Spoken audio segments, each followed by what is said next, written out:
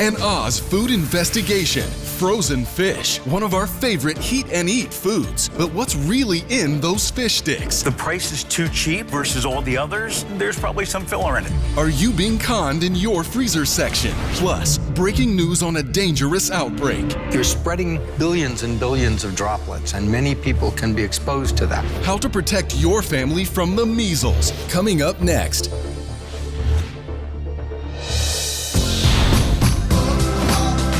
Y'all ready for season 10? Yeah!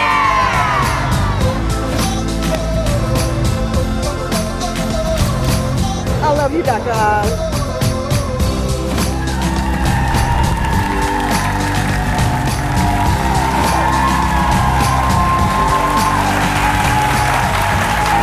From this, swimming around, to this, and then finally to this, right? Frozen fish sticks and breaded fish fillets are hugely popular heat and eat foods for your families, right? We all eat them, but they've also been called the hot dog of the sea. Is there an undercurrent of deception? Today we're investigating to find out if it's cod or a con in the freezer section of your grocery store. And to help me out, I invited the man known as a supermarket guru who tracks industry food and consumer changes, Phil Lempert. Thank you very much. Thank you. So Phil says there's a lot of ways that the history of frozen food, the industry itself tells us the story of the fish stick. So how do those histories match up? It does. First of all, I love frozen foods. When you really think about it, they're convenient, they reduce cost, and they give access to us. So think about the landlocked in the middle of the country that didn't have fish. So by having frozen fish, what we've basically been able to do is give good nutrition throughout the entire country. And that's so important. Now, when we look at fish sticks, nobody woke up in the morning and said, hey, I want a fish stick, right. You know, whether it was a kid or a mom. What it really was is the food companies going out there and being able to get all this fish from the ocean, bring it back, and make it into a very convenient product, because most people are really afraid of fish. They don't know how to cook it. And if you look at consumption, fish consumption is only about 14.7 pounds per person per year versus poultry or red meat, 222 pounds of meat. So that's why we need frozen fish to be able to come into every home.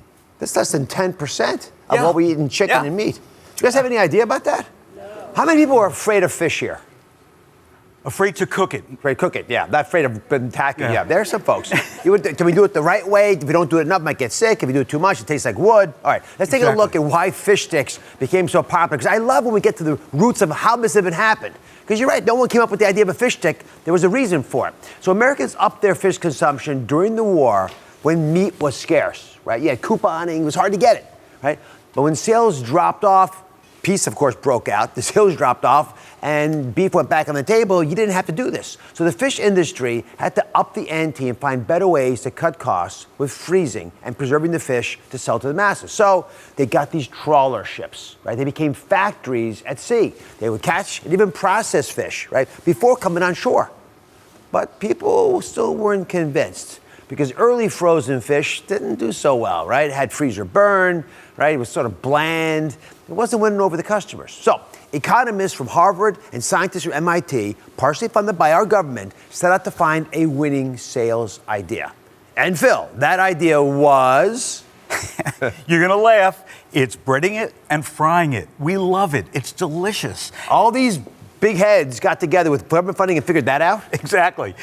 So it's really important when we look at fish sticks to really understand how they're made, why they're made, and really the popularity of it, and all these marketing dollars that have been put against it to really convince people that they should be eating fish. So let's look at some of the fish cons that many of you out there have, things that people worry about. Fish con number one is that the fish sticks are not made of real fish. Not true. Not true at all. In fact, look at the ingredients. That's always the key to this. So it could be made from tilapia, cod, or pollock, or some combination of it. What then happens, just as you described on the boat, it is then put and frozen into blocks. Usually the blocks are about 5 times this size. This is fish? This is fish. And the reason that they freeze it into blocks, and it's just solid fish, there's no fillers in it. You mash this up and make it into a box. Exactly. Okay. And then it goes through basically saw blades to make it into different shapes, like frozen fish sticks, or it could be like in little cookie cutters, so you have frozen fish nuggets. It's like a lumber yard. You're just cutting them. But better. But again, it's all real fish, so you don't have to worry about anything like that. But again, always read the ingredients. So is there filler in the fish? I mean, if I'm literally just taking this and making it into a block and chopping it, is there filler when I get the box? In this box today, no. Going back a few years, sure, there were fillers in it. But frankly, we as consumers are smarter. So you see right on the front of a lot of these packages where it says no fillers, because that's the siren to a mom that says, this is what I want. We want products that have less ingredients, not more ingredients. If it doesn't say no filler, that probably means there is filler. Well, turn it around. There's very few fish sticks out there now that have fillers, but it's possible. If the price is too cheap, versus all the others, then there's probably some filler in it. So once they have the right shape, right, whatever shape you desire, then you take it to the factory, you fry them, right, bread them and they fry them. Right. Okay, so what kind of oils do they use in order to accomplish that goal? And I ask it because one of the main reasons I talk about fish is because I want you to get the healthy oils in there. Exactly, and you're bringing up the biggest problem because we want omega-3s. That's the real benefit. So if they're frying it in certain oils like cottonseed oil or other vegetable oils that are very high in saturated fats, you're defeating the purpose. So again, look at that nutritional information panel. On it, it'll say how much saturated fat is in that product, and if it looks really high, out the door. Out the door. Right. Next frozen fish con. And this is an important one, was that these are just junk foods. They're filled with preservatives because they come in boxes, it doesn't come looking like a fish. So explain what risks may really exist here. Sure. Well, the first one is not a risk. It's called STPP, and basically what this is a polyphosphate. It's a sodium bath, and the reason is if you look at a piece of white fish like this, it's made up of 80% water. If you look at salmon, it's 70% water. So what happens is in the freezing process, if it's not done properly, and again, properly meaning freeze it really quick, really cold temperatures, what happens is it gets a little tough for us. So that's why they're doing this. Very few companies are doing this anymore because of the freezing process. It is totally safe, not a concern at all. Just to make it, the reason they did it was would hold on the water in the fish the right way. Exactly, for the proteins. Not harmful, but we don't really need it anymore. Correct. All right, so that's fine. How about this stuff? TBHQ, that's a different story. Now, this is used basically to extend the shelf life of products. Not only fish, it could be meats and so on. Now, the FDA says that it can only be 0.02% of the total amount of fat in a product. There have been some animal studies out there. We don't think it's dangerous. We're not sure, but my suggestion, if you have an ingredient, TBHQ on a product, whether it's meat or fish, avoid it. That's stated. It's a very small amount in each product. And I think the bigger reason not to eat too many of these is they're fried. So as much as you eat fried food, you could probably get away with a little bit of this. Exactly. All right, so we reached out to the American Frozen Food Institute, and they said that TBHQ isn't commonly used anymore, echoing what you said. They also said read the label. Next fish stick con we investigated is the bread to fish ratio. And who better to help with these things, right, than Renata? You don't want a fried carb, you want a healthy fish. So I had Renata cut open some popular fish sticks and wanted to see if these breaded products are just bread or just a little crusting of bread with real fish. What did you find? So, as you can see here, it's not all that bad. We have some good news here, right? So the major brands, there's a pretty decent bread to fish ratio, and it actually looks like fish up in there, okay? If you check it out on the side right there, right? Mostly fish. Yeah, exactly. It's a nice, pretty decent bread to fish ratio. But this one over here, okay, so now this one is called a fish patty, and when we cut into it, I don't know what's going on in here. This fish look a little fishy, okay? Yes. This fish look a little fishy, and it's circular like a bun. So, Phil, can you help me out? What's going on with this one over here? Well, it's chopped and formed. Typically, when you see products like that, it could have a list of 20, 30 ingredients, a lot of chemicals, a lot of preservatives, things that we've never heard of, lots of spices. So, you're the Dr. Oz official taste tester. Take a bite. I don't wanna. Okay, fine. I don't blame you. But it's it looks more like a hamburger patty It than a Right. fish. Same concept, where you're chopping up fish. It could be varieties of fish. Oh, you brave. Okay. And then it's Tastes pretty good, that's actually. good. You like- That's what all the spices and the preservatives and the Right. artificial additives. That's what they all do. But they I make want it fish. taste. I want fish. I know. But I wouldn't pay for the good taste. I'm paying for the fish. I want that to taste good. Yeah. Correct. All right, so you want to buy the fillets, not these preformed patties. Correct. That's the big message. We're not the thank yous always. No you want problem. the other half? No, you can have it. Supermarket Guru here says that the frozen food aisle is changing when it comes to fish. Come over here, give everyone a pep talk. This is a big deal. These companies realize that you're listening. They know that you want the right food, so they're making it for you. What do we need to know? Well, first of all, if we look in the past 3 years of all the innovation that's happened in the frozen food case, it's enormous. We're seeing products that have 3 or 4 ingredients. They've really shortened that list of chemicals and preservatives, as we talked about a moment ago. We're seeing lots of innovation. For example, baked fish that comes with sauces to it. And also what I love is we're now starting to see companies right on the back and the front of the package list where the fish comes from, what the species is. I love this. Sometimes the name of the fisherman, the plant manager, so we can get all the information we want. What farmers, ranchers, and fishermen all want is to give us transparency. And now, because of technology called blockchain, we're actually able to trace a product, a fish, from the boat to the distributor, to the supermarket, to the manager that puts it out there. And all that information is wide open for everybody to see. So great news in the supermarket. Fish is a lot less fishy. Fantastic news. Okay, you can catch Phil and his new podcast, Farm Food Facts, is available on iTunes. We're going to put a link to it on DrOz.com. Check it out. When we come back, salmon lies. There are salmon lies out there in the grocery store, and the grocery store doesn't want you to even know about it. Stay with us.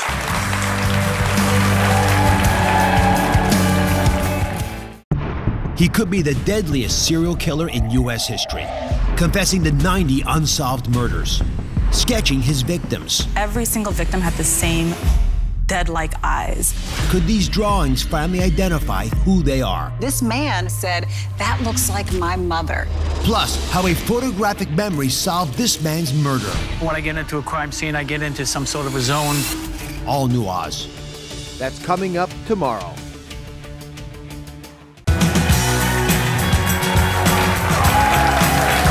Is there something fishy with your supermarket salmon? Some experts are saying that this healthy fish has turned into one of the biggest grocery frauds. So today, Kerry Heffernan from the Monterey Bay Aquarium Seafood Watch Council of Chefs is here to investigate. No one knows fish like this guy. So listen, the first issue is that the salmon secret that supermarkets don't want you to know has to do with mislabeling. And studies are showing that when we buy fresh salmon, we could be getting duped almost half that time. Is that real? Yeah, it's amazing. Oceana, an ocean seafood conservancy group, has found out that as much as 43% of salmon is mislabeled. And this is something fish-loving people need to know. Yep. Do you imagine that? I can say 5% mislabeled, but 43%. Let's look at how this is happening, because a lot of it has to do with one problem, right? And this is a big salmon secret. And that problem is that 69% of mislabeled fish is because they identify it as being wild when it's actually farm salmon. Now, how can this happen? Why would people get this wrong? Well, basically because they'll get more money for wild salmon.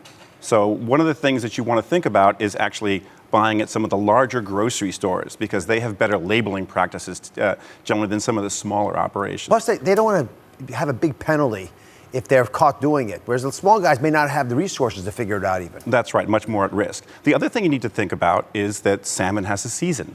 Do we have an opportunity? So shop in the season. Much like peaches and tomatoes, it's late spring to early fall. So this is when fish are at their physical peak. They're in the ocean getting ready to go back to their natal rivers and spawn. And this is when less fraud tends to occur because there's more wild salmon naturally in the marketplace. All right, so if I'm buying fish from now on, I basically go to salmon anyway, and I want it to be wild, I'll buy it in the summer, or maybe give myself a month or two around the summer. True. Now, the thing is, it could be frozen and then resold as, and that's not a bad thing necessarily. So you can look for flash frozen salmon or individually quick frozen salmon. Now, these animals are caught at sea, put into a hole that's minus 10 degrees Fahrenheit in less than 15 minutes. So they actually go through rigor mortis in the defrosting process. So well handled, these fish can be amazing.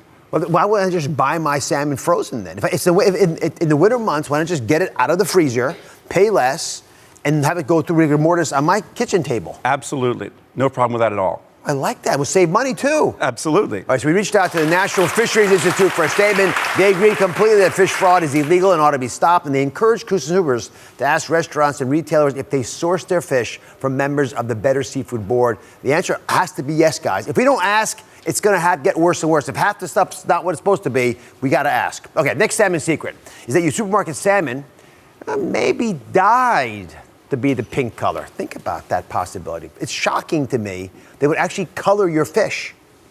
Well, it's not the worst thing in the world. So if you look at, this is a wild salmon. So it gets that color naturally from eating a bait that's high in carotenoids, which could come from algae or small crustaceans. So what they do is they actually introduce carotenoids into the diet of the farm-raised fish. And this is not... This is farm-raised, right? Correct. Okay. And this is not a terrible thing. This is FDA approved, and it's actually basically following a natural pattern.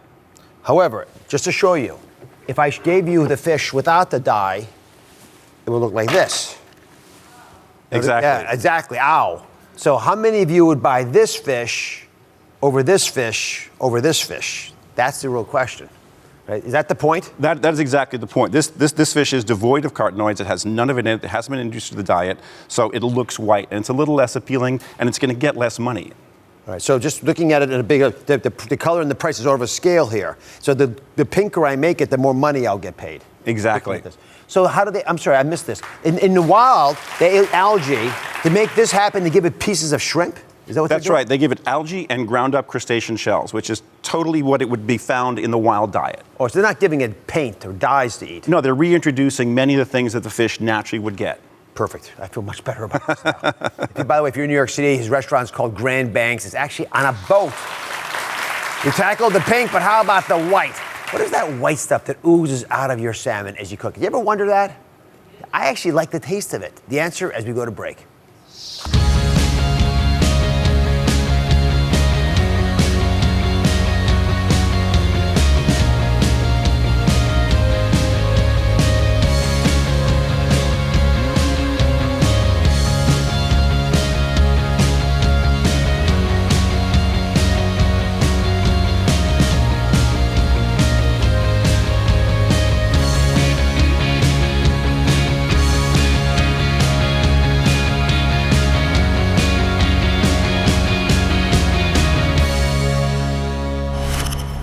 Up next, a breaking news alert about the measles outbreak. What top health officials are saying about why this contagious disease is making an ugly comeback.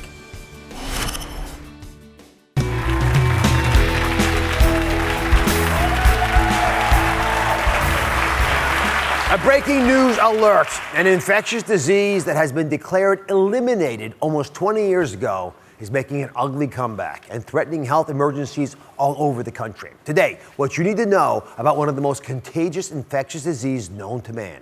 More contagious than smallpox, influenza, even Ebola. We investigate the measles outbreak. What's really behind the resurgence of this deadly disease? It has plagued humanity for centuries. A dreaded and highly contagious virus few could escape. The measles. It starts with a fever, cough, and runny nose. Then comes a rash consisting of small red spots as the body's temperature climbs dangerously higher and higher.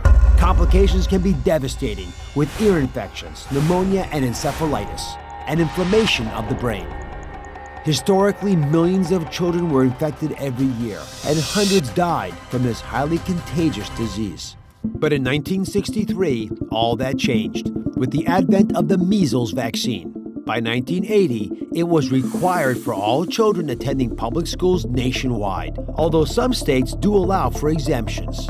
Infection rates plummeted, and finally in 2000, measles was considered to be eliminated. That was 18 years ago. Today, shockingly, the measles is back, outbreaks springing up across the country. Health officials have likened the resurgence to throwing a match into a can of gasoline. At highest risk, infants younger than 12 months, pregnant women with no evidence of measles immunity, and those with severely compromised immune systems. Outrage at the new measles threat is building. How could this happen? And how can you protect yourself and your family? Let me show you why measles is a national concern. The outbreak across the country started last year with more than 360 cases in 28 states. I mean, find your state. It's all over the country. And just in the first 2 months of 2019, more than 100 cases have been reported. Dr. Nancy Messonnier, the CDC's director of the National Center for Immunization and Respiratory Diseases, joins us now. Dr. Messonnier, why has there been such a huge resurgence of measles after being eliminated in the U.S. nearly 2 decades ago? Measles has been eliminated in the United States, but it's continued to circulate globally, which means we have continued to have outbreaks in the U.S. So unvaccinated Americans traveling abroad get exposed to measles, and they bring it back home with them, contaminating their families and their communities. Do you expect this measles outbreak to spread to more states, at least this year? Measles is really difficult to predict, but it's early in the year, and I would expect to see more cases and more states impacted. Most Americans are vaccinated against measles, which limits the spread of the outbreak, but unvaccinated Americans put themselves and everyone around them at risk. This includes people who can't be vaccinated. For example, young infants who really count on the cushion of protection provided by their communities. So if there's no treatment or cure for measles once you've gotten it, then what can people do right now? What should they know about preventing measles? There is no treatment or cure for measles. We also can't predict how serious each case of measles is going to be. Eating well, getting enough exercise, getting good sleep, those are all parts of a healthy lifestyle. But the only way to prevent measles is to get vaccinated. Before you travel abroad, you should make sure that you're protected against measles. And parents should talk to their doctors to make sure they're protected against measles and other vaccine-preventable diseases. Dr. Messonnier, thank you for what you're doing at the CDC. So many of us, including doctors, have never seen or remember what measles looks like. So let me show you exactly what goes down. Right, so measles viruses are spread by little droplets from an infected person. You sneeze it out or you touch something, and the symptoms start about 10 days after the infection. You get cold-like symptoms, runny nose, you get watery red eyes, high fever. The classic symptoms that only measles can give you are these little white spots inside of your mouth. They're on the cheeks. Right? They're like little grains of white sand. About 2 to 4 days later, a rash will start behind the ears before it's spreading outwards to the head, the neck, the rest of the body over the next few days. And these will coalesce. The spots will initially be small, but they'll join together, get bigger. And then as that happens, you'll get this very typical sign of measles. Let's explain just how contagious the disease is. Virus hunter Dr. Ian Lipkin is joining us now. He's an infectious disease expert from Maya University, Columbia. I've always respected your expertise in these issues. You break it down, but you are the person our nation turns to when we've got viruses we've got to figure out. How contagious is measles? And compare it to Ebola, which we all fear. Compare it to SARS, which we hear about all the time. So this is one of the most contagious diseases that we know. When you talk about Ebola, which is something that everyone is concerned about, one person may infect 2 people. SARS, one person may infect 4.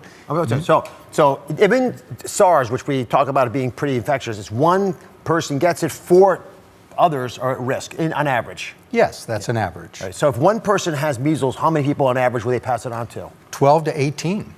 18. As many as 18 people. It's a lot of folks. Assuming those people are not, of course, vaccinated. And the reason for that is because it lies dormant in your body for a couple days, or just the virus itself tends to infect more people? It just infects more people. When you have this period, even before you get the rash, when you're coughing and so forth, you're spreading billions and billions of droplets, and many people can be exposed to that. Billions and billions of droplets. You sound like Carl Sagan. So how quickly can an infection occur? And I know the unvaccinated are at greatest risk. They should be paying attention. Yes, the unvaccinated are the ones who are at risk. If you're vaccinated, you have excellent protection. But how fast do you get infected if you haven't been vaccinated? If you get infected, you have this period that's sort of an eclipse phase when the virus is dormant and you don't really see anything very much. But within 4 days to 2 weeks, you begin to see the signs that you showed. The spots inside the mouth, the swelling of the glands behind the ears, the rash which covers your body, and many people have pneumonia. So odds are you may not even know who infected you. That's correct. Which makes it even scarier for me. So up next, we investigate just how effective and safe is the vaccine. Could you get the measles even if you've been vaccinated? Lots of questions like that, so stick around. Press a few buttons and pop! An instant healthy snack. Or is it? More additives, more chemicals, more stuff. Is there a microwave popcorn cover-up? And the extremely candid Busy Phillips gets her very own house call. I'm gonna have my Dr. Oz, and I'm gonna ask you questions all the time. Plus, it's the dish on Oz. This week, the best leftover makeovers. All new Oz. That's coming up on Wednesday. So, when I came in contact with the measles, I started having runny nose, a fever, a very severe cough that would not go away. I woke up at night and I was struggling to breathe. So I went into a coma for 9 months. Came out of the coma and they told my parents, look, she is probably not going to be able to move. She's not going to be able to speak.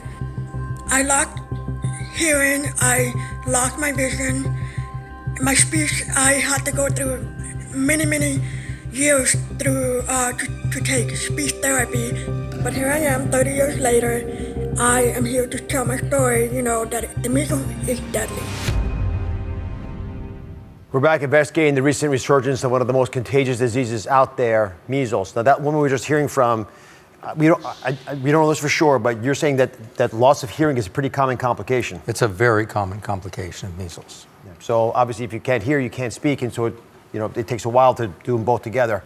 So it's back from the brink of extinction and causing outbreaks all around the country. Dr. Lipkin is here to answer your urgent questions about measles vaccinations. I'm going to start with a question I've been getting asked a lot. If you have been vaccinated already as a child, you have to get vaccinated again. Can you still get the measles, despite the fact that you were vaccinated all those years ago?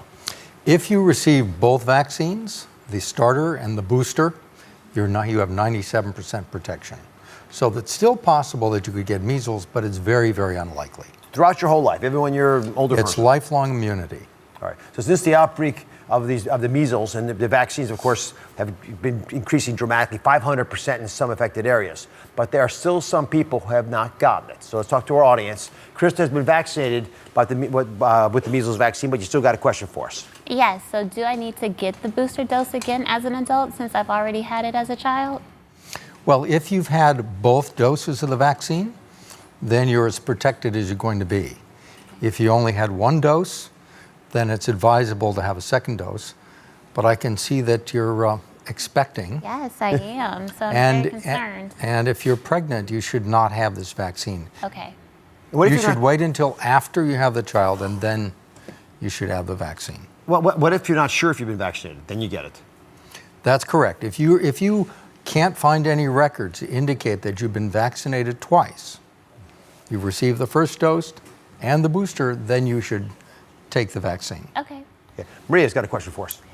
If my kid is too young for the second dose, should I be worried? So they got the first dose already when they were 15 months old or so, right? Then now you're in between that and school age, which is when you get the second dose normally. What do?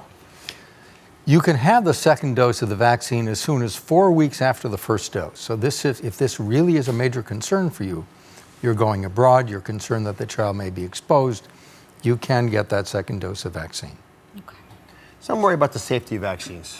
What are the risks? There's risk with anything we do, whether you take aspirin or an antibiotic.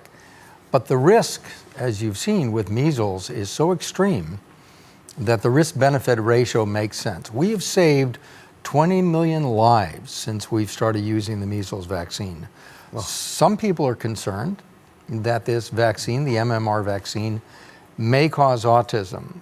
We and others have looked into this in detail, and we found no evidence that that's the case. Thank you for answering our questions and for all of you for being earnest about this. If the measles could come back from the brink of extinction, what other diseases do we need to watch out for? The Virus Hunter's Health Threat Forecast is next. What you need to do to protect yourself. Stay with us.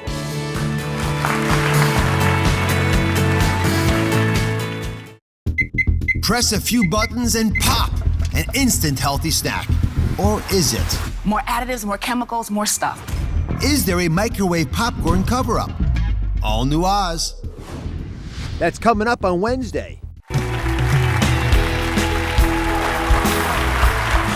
We are back investigating highly contagious infectious diseases that are making a troubling comeback. And if cases of measles are spreading, well, then what's next? the virus hunter. Dr. Ian Lipkin is back with the health threat forecast that you need to know about right now. How can you protect yourself against some of the most highly contagious diseases, right, that have caused sickness and they have caused death each year? The first health threat to watch out for is shingles. Now, this is an infection that's caused by the same pathogen, same virus that causes chickenpox. So what do we need to know about it? So if you're infected with chickenpox as a child, the virus lies dormant. It goes into the nervous system, it lives there, it waits, and at various points it can resurface and cause disease. A third of people who've had chickenpox will have an episode of what's called shingles at some point during their lifetime. It's most common. A third? A third. It's most common after the age of 60, and it can be a severe problem. So many people with shingles, up to a third, will have this syndrome called post-herpetic neuralgia, which means that they have an enormous amount of pain. It's typically in a band around their chest or around their abdomen, in the same place where they had the original rash. And this can be prevented largely by taking a vaccine. So there's a very good, very effective vaccine now that will give you 90% protection against having shingles. So we strongly recommend this for everybody over the age of 60. Now, why is it concerning now? It's just we're becoming more aware of it. And we also, for the very first time, have a way in which we can actually prevent people from having this disease. Now, there's some people who are more at risk for shingles than others. People who are immunosuppressed because they have cancer or they have an autoimmune disease. But in our view, everybody over the age of 60 should have this vaccine. Yeah, that ugly rash we showed you earlier is not the real issue. It's the pain. It's the pain that follows the rash. Because what it does is it causes damage to the nerves. It actually tracks along the path of the nerves and makes them hypersensitive. And the pain is really excruciating for many people. The next health threat that's been popping up all over, and it's in the headlines right now, is whooping cough. There are health officials saying that this infectious disease is re-emerging right this second. Why do they believe that? Well, one of the things about whooping cough is that we know that we have a very good vaccine to prevent this disorder. But unlike the measles vaccine that we were talking about earlier, you don't get lifelong immunity. So you really should have boosters for whooping cough every 10 years. And if you do that, then you have good protection against whooping cough. So adults can get whooping cough, as Dr. Lipkin was saying. So listen carefully. This is what it sounds like. Like a whooping crane, right? You cough so much, you're having trouble getting air back into your lungs, which could cause other flu-like symptoms. Pneumonia is an example of a complication that comes from it as well. So who's most at risk and what can you do to protect yourself? People, again, who are immunosuppressed, as I said, because of cancer, autoimmune disease, HIV, AIDS, there are a whole series of things that can make you more vulnerable to whooping cough. Again, the best way to protect yourself is to have this vaccine. And you should do that on a regular basis because, again, you do not get lifelong protection. Dr. Lipkin, thank you for all you do. We'll be right back.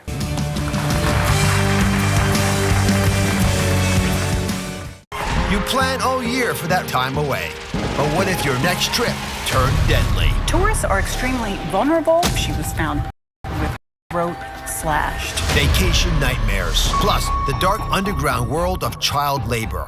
All New Oz. That's coming up on Thursday.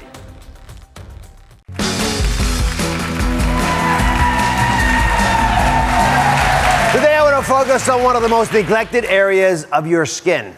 I'm talking about your scalp.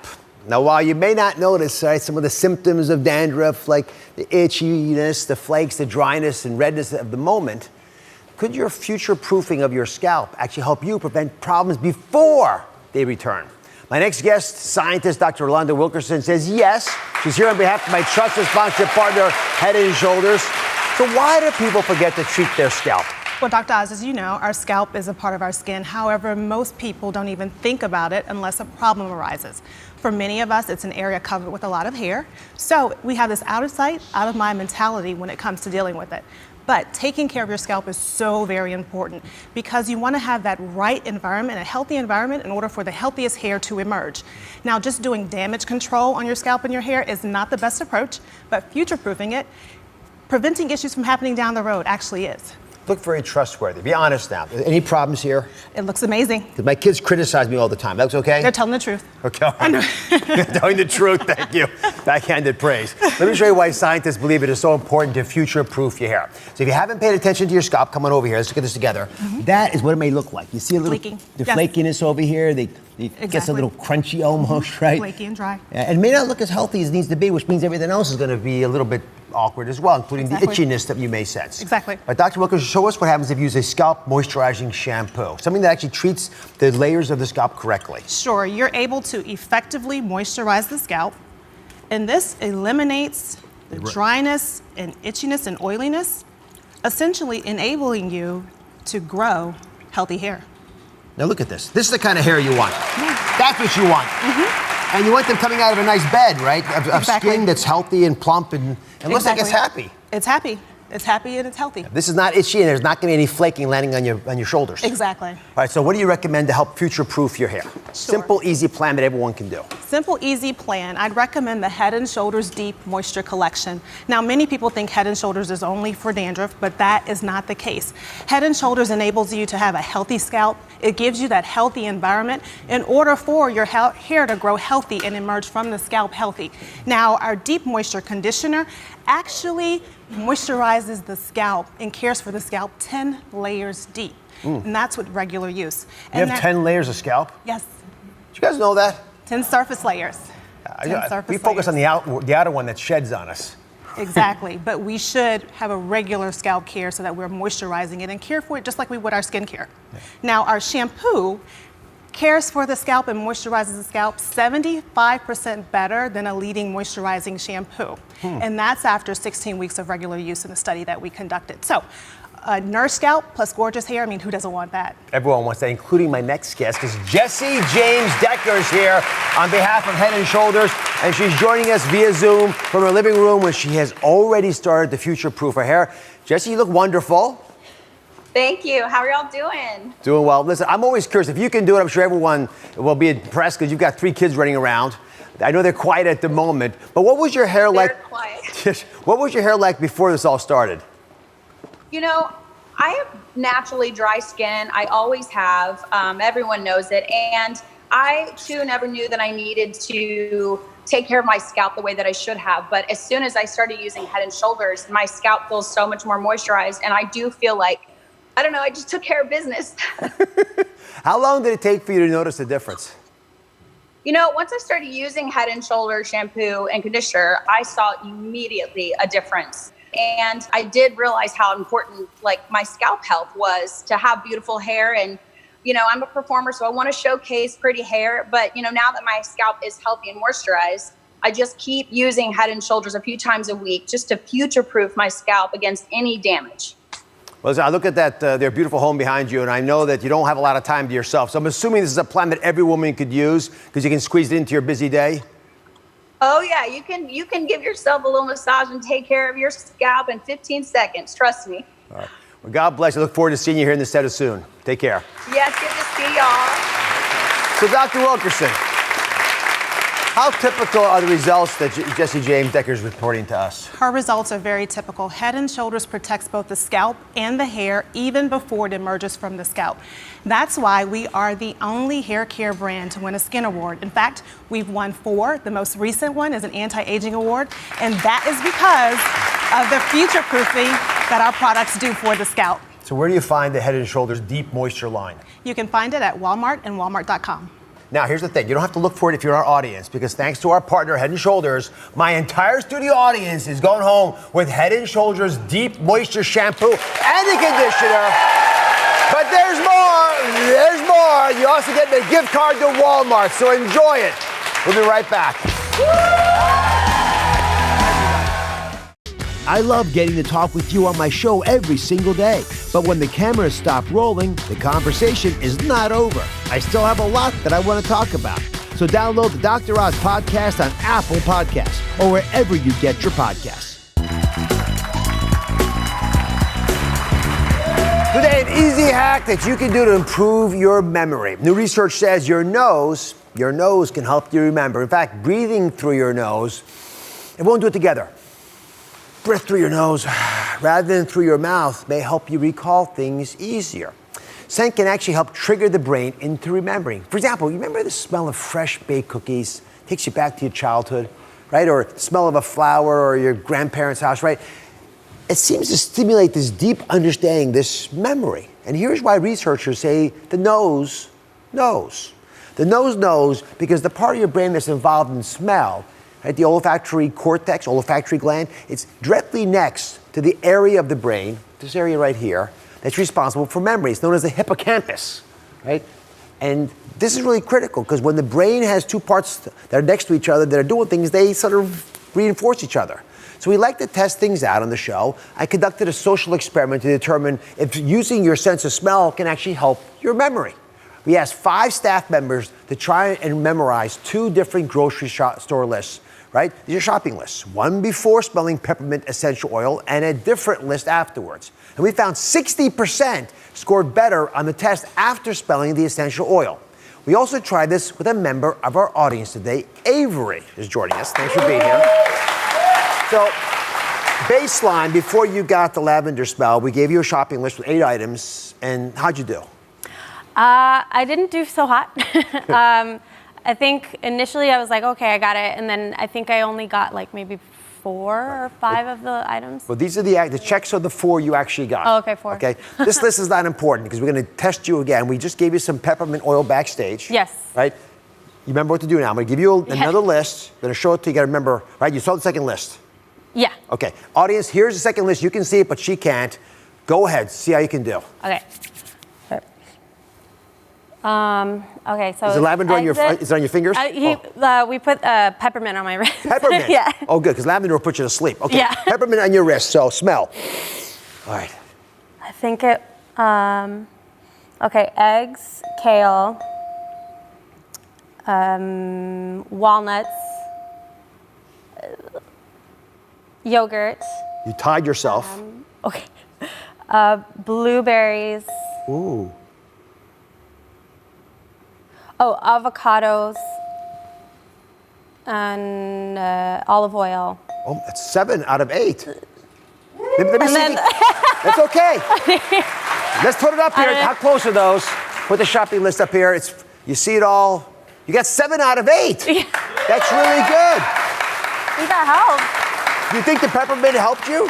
I think it's so weird because I think it's actually kind of really soothing. So it makes me like not so anxious about trying to remember something. Maybe well, whether the scent helps your mood or your comfort level or actually your memory. That's so weird. If it's working, it is weird, isn't it? Think things you actually have at your fingertips that we don't use all the time. I'm very proud of you for doing it, and you've got a great memory now. Keep the peppermint close to you. Remember the nose, and try to use your sense of smell next time you need to remember something. The other change is happening. Our journey is just beginning. See you next time.